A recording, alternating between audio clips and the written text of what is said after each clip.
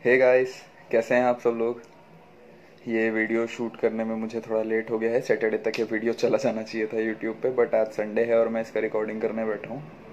But ये जो case है एनलिस मिशेल का, इस केस ने मुझसे बहुत टाइम ले लिया, क्योंकि मैं इस केस के बारे में रिसर्च करते करते इतना अंदर तक जा चुका था कि मुझे समझ ही नहीं आ रहा था कि ये हो कैसे सकता है। अब आपको आगे पता चल जाएगा, तो ज़्यादा टाइम की बर्बादी ना करते हुए शुरू करते हैं आज का केस, जो है एनलिस मिशेल।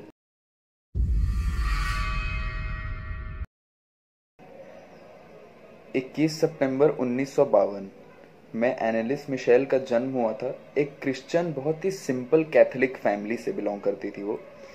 उसके मदर, फादर और उसे घर पे जितने भी लोग थे, सब रेगुलर बेसिस पे चर्च जाया करते थे। और ये चीज़ कहीं ना कहीं एनलिस मिशेल भी अपने चाइल्डहुड से लेकर अपने जवानी तक वो बहुत चर्च आना जाना करती थी।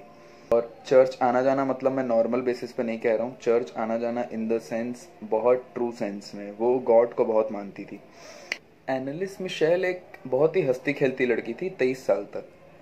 जब से एनलिस पैदा हुई थी तब से उसके घर वाले और उसके अड़ोसी पड़ोसी, इवन चर्च के लोग तक, ये बहुत ज़्यादा बोलते थे कि एनलिस एक बहुत ही अच्छी लड़की है।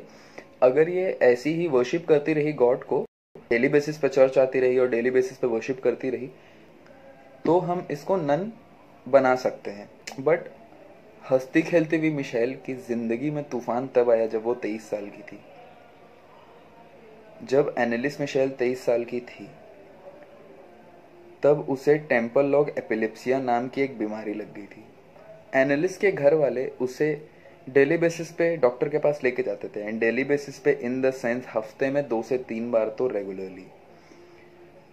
5 साल फाइनली इस बीमारी से लड़ाई करने के बाद एनालिस की बॉडी दिन ब दिन कमजोर होती जा रही थी। उसकी हेल्थ दिन ब दिन डाउन हो रही थी।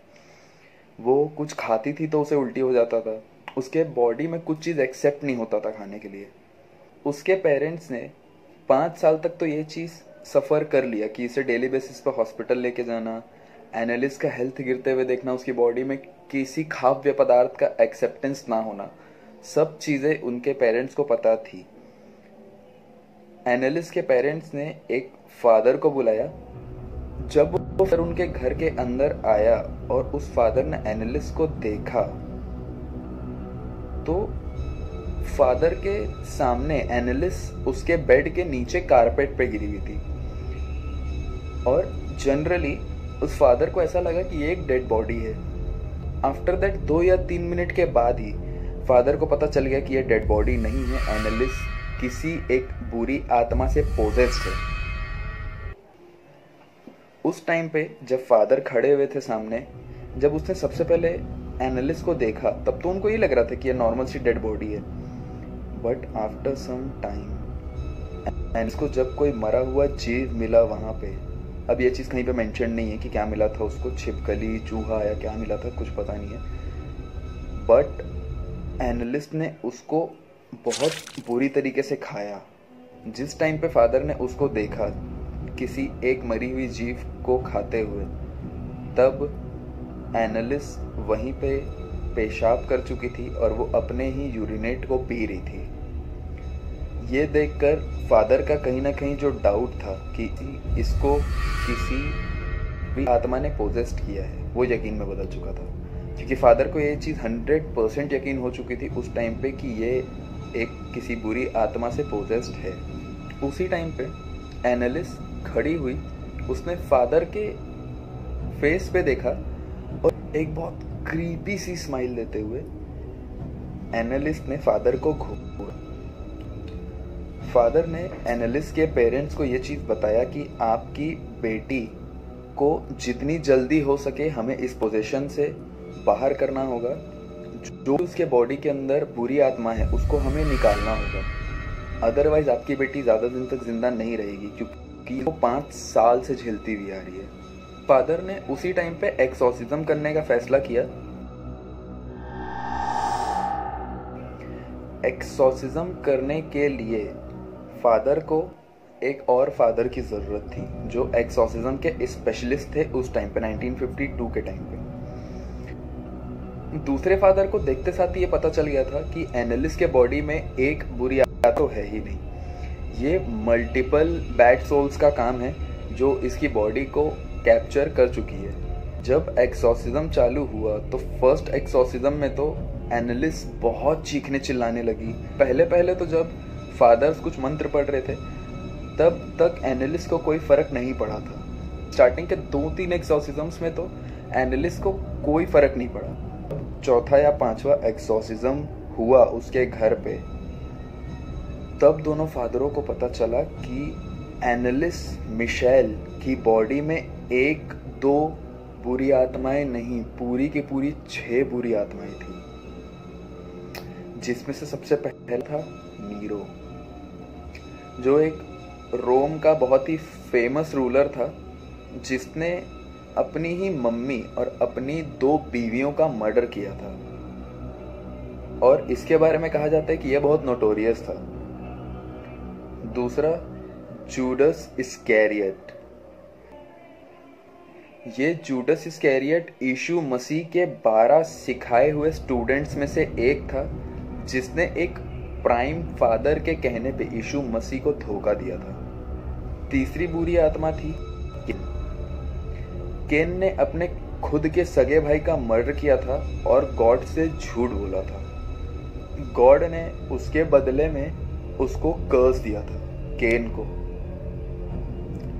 चौथी बुरी आत्मा का नाम अगर मैं आपको बताऊं तो आप बिलीव नहीं करोगे रियलिटी में। चौथी बुरी आत्मा थी एनालिस मिशेल के अंदर हिटलर की, अडोल्फ हिटलर की, जो जर्मनी का एक बहुत ही क्रूर शासक था। पांचवी बुरी आत्मा जो एनालिस मिशेल के बॉडी के अंदर थी वो था वैलेंटीन फ्लेशमैन। ये एक बहुत ही प्रसिद्ध सीरियल किलर था बहुत पहले के दशक में, जो एक विमेंस का मर्डर करता था। छठवीं बुरी आत्मा जो एनालिस के अंदर थी वो था लूसीफर। मुझे बताने की शायद जरूरत नहीं है लूसीफर कौन है।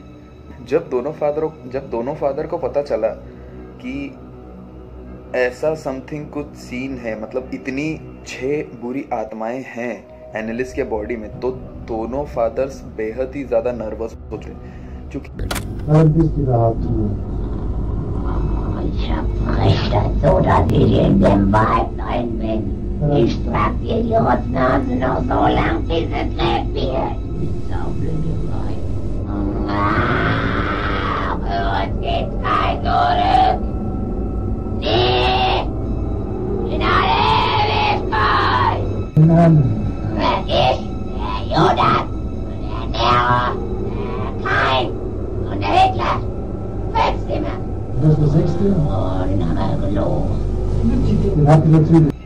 क्योंकि ऐसी स्थिति से दोनों फादर्स ने कभी डील नहीं की थी। इस इंसिडेंट के 1 या 2 महीने बाद ही 30 जून 1976 को एनालिस मिशेल के ऊपर 60 सेकेंड उसका लास्ट एक्सॉर्सिज्म किया गया, और उसके 1 दिन बाद ही एनालिस मिशेल का देहांत हो गया था। अगले दिन सुबह उसने आखिरी सांसें ली। एनालिस मिशेल के लास्ट एक्सॉर्सिज्म के कुछ दिन पहले से एनालिस मिशेल की बॉडी कुछ भी चीज एक्सेप्ट करना छोड़ चुकी थी। एनालिस मिशेल की सांसें रुक रुक के चलती थी। इवन ऑल्दो अगर वो कुछ चीज खाती थी तो उसे तुरंत वॉमिटिंग हो जाती थी। एनालिस का बोलना ये था उस समय पे कि मेरे अंदर जो बाकी के 6 डीमंस हैं वो मेरी बॉडी अभी पूरी तरीके से कंट्रोल कर रहे हैं, एंड एनालिस को खाने पीने वो लोग नहीं दे रहे हैं। एज रिजल्टेंट 1 महीने से कुछ ना खा के जून 1976 को एनालिस मिशेल का देहांत हो गया।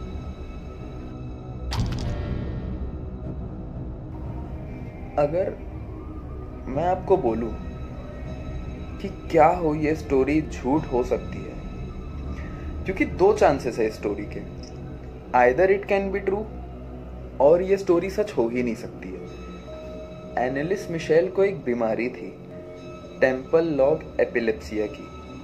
दोनों फादर के इस एक्सॉर्सिज्म फेलियर्स के बाद जब ये किस्सा एनालिस के फ्यूनरल के बाद एक डॉक्टर को पता चला, तो उस डॉक्टर ने इन दोनों फादर्स के लिए बहुत खरी खोटी सुनाई और ये चीज़ कहा कि आपको ऐसे उसके घर वालों को लूटना नहीं चाहिए था। उसको सच बता देना चाहिए था कि एनालिस मिशेल ठीक नहीं होने वाली है, क्योंकि उसके दिमाग में वो बीमारी बहुत फैल चुकी है। बट अभी हमने वॉइस रिकॉर्ड भी सुना, उसमें आपने सुना होगा 6 आवाजें। एक लड़की ये चीज तो नहीं कर सकती। तो बस ये वीडियो यहीं ख़त्म करते हैं। अगर आपको मज़ा आया हो ये वीडियो से, क्योंकि मैं धीरे धीरे इम्प्रोवाइजेशन कर रहा हूँ चीज़ों में बहुत, अभी आपको थोड़े दिनों बाद एक नया सेटअप देखने के लिए भी मिलेगा। और हाँ, बस नीचे एक रूम खाली है तो उसी को अपना सेटअप बनाऊंगा अब मैं एक्चुअली। तो थोड़ा अच्छा सेटअप बनाने वाला हूँ मैं। नेक्स्ट वीक अगर आपको कोई स्टोरी चाहिए कि मैं एक्सप्लेन करूँ, आपकी पसंदीदा कोई सी भी स्टोरी हो, तो आप मुझे कमेंट सेक्शन में बता सकते हैं। अदरवाइज मैं तो अपने आप से एक स्टोरी बना के प्रेजेंट करूँगा ही। सो थैंक यू, नमस्कार।